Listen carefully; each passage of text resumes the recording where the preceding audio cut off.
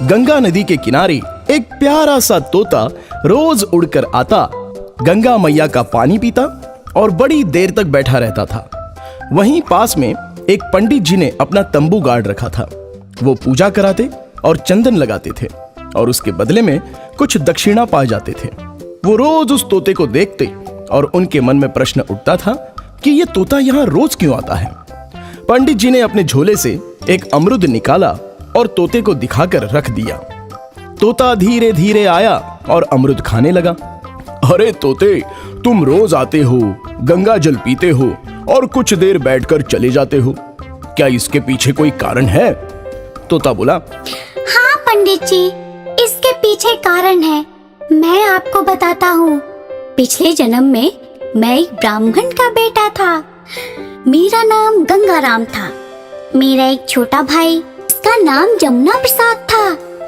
एक बार हम दोनों गंगा नदी के इसी घाट पे नहा रहे थे। मेरा भाई जमुना मेरे रोकने के बावजूद भी गहरे पानी में चला गया और डूबने लगा। तेज धारा में तेजी से बहता चला जा रहा था। मुझे भी ठीक से तैरना नहीं आता था। मैं उसे बचाने के लिए गुहार लगाता रहा, लेकिन उस समय उसे बचाने वाला कोई नहीं था। इसके बाद भाई का कहीं भी पता नहीं चला। वह मुझसे हमेशा के लिए जुदा हो गया। गंगाराम, तुम्हें अपने पिछले जन्म की बातें कैसे याद रहती हैं? पंडित जी, मैं एक बड़े ज्ञाता साधु के सानिध्य में रहता था। वे ना बड़े तपस्वी और ज्ञानी थे। मैं उनके बगीचे में रहता और उनकी ज्ञान से भरी बातें सुनता। उनके साथ रहते रहते मैंने बहुत ज्ञान प्राप्त कर लिया। अचानक मुझे अपने पिछले जन्म की बातें याद आ गईं। मुझ में कुछ शक्तियाँ भी आ गईं। इतना तो जान गया था कि पिछले जन्म की बहुत सारी बातें तो मुझे याद आ गई हैं, लेकिन इस जन्म में मेरा भाई जमुना कहाँ है, यह अभी तक मुझे ज्ञात नहीं हुआ। मैं गंगा माँ के किनारे बैठकर उसे रोज प्रार्थना करता हूँ कि मुझे मेरे भाई से मिला दे। पंडित जी तोता गंगाराम की बातें सुनकर विचार करने लगे। उन्होंने अपने जीवन में इस तरह की बातें सुनी थी, लेकिन प्रत्यक्ष एक तोते से ये जानकारी मिलने के बाद वो सोच में पड़ गए। तोता गंगाराम और पंडित जी में खूब पटने लगी और गंगाराम जब भी गंगा किनारे आता तो पंडित जी से मिलता और अमरुद भी खाता। कभी कभी तो वो खुद अमरुद पंडित जी के लिए लेकर आता। पंडित जी ने कहा, अरे गंगाराम, तुम मेरे लिए अमरुद क्यों लाते हो? मुझे तो प्रसाद के स्वरूप मिल ही जाता है, वो मैं तुम्हें खिला देता हूँ। पंडित जी, हिसाब बराबर का होना चाहिए। कभी आपने अमरुद खिलाया, कभी मैंने खिला दिया। आपने प्रसाद में दिया और मैंने पेट से तोड़ लिया। एक दिन पंडित जी का 8-10 साल का लड़का भागीरथी गंगा किनारे पंडित जी के पास आ गया।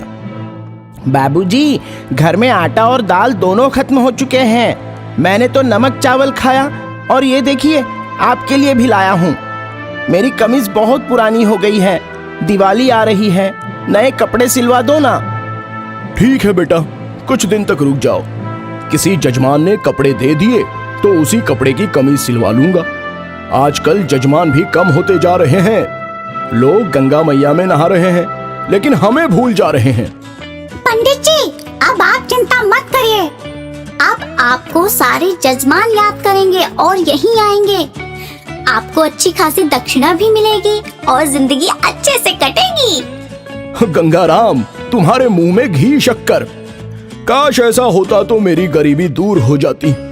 एक बिटिया है, उसकी शादी हो जाती। गंगाराम बोला, पंडित जी, वह दिन जल्द ही आएगा जब सब कुछ ठीक हो जाएगा।